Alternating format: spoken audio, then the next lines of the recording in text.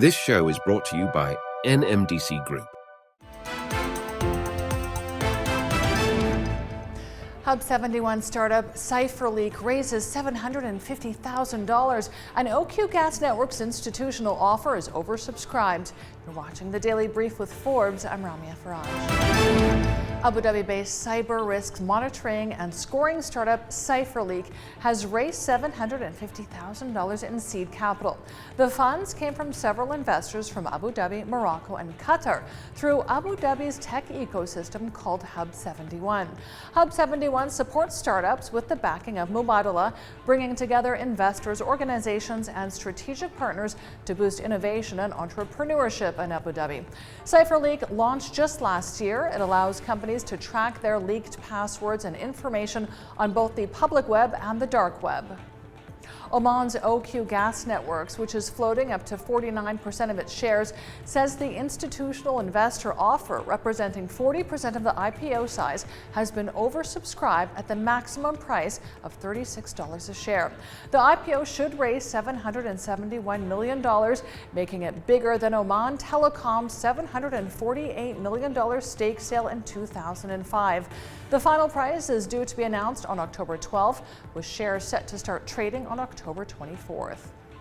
Qatar Energy has inked a $3.9 billion deal with Korea's HD Hyundai Heavy Industries for the construction of 17 ultra-modern LNG carriers. It's part of the second phase of the Qatari company's LNG ship acquisition program. Kuwait's QIPIC has commenced its first shipment of advanced diesel to European markets, marking the largest export to Europe in Kuwait's history. QIPIC has exported over 100,000 tons, equivalent to 780,000 barrels, of advanced low-sulfur diesel destined for European markets. Officials say it marks significant progress in providing global markets with superior petroleum products and solidifies Kuwait's position as a reliable energy supplier on a global scale. Toyota reportedly plans to build a third car plant in India, expanding production capacity in the country for the first time in over a decade.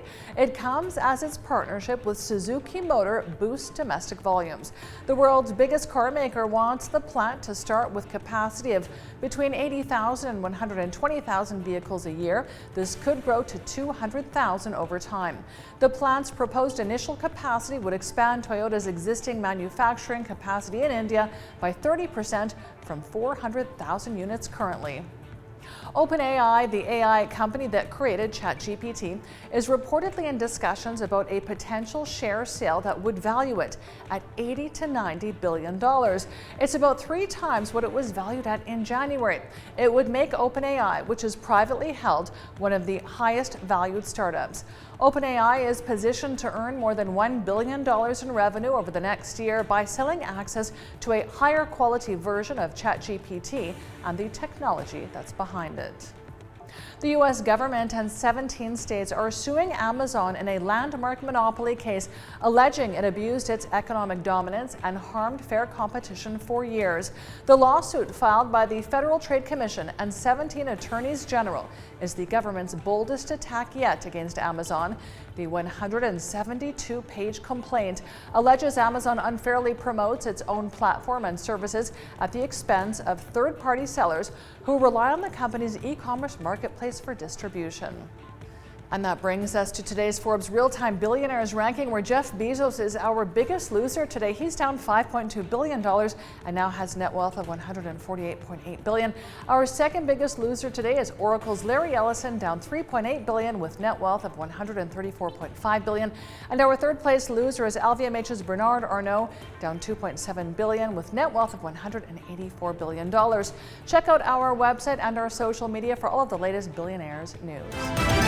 And Binance says it's selling its Russia business months after reports suggested that U.S. authorities were investigating possible sanctions violations.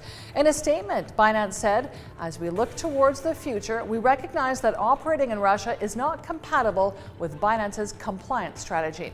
The firm said it would sell its assets to ComX, a company that launched just yesterday. In a message on X, ComX said, "A hearty welcome to our new users from Russia and around the world." I'm Ramia Faraj. This is the Daily Brief. Thanks for watching. See you tomorrow. This show is brought to you by NMDC Group.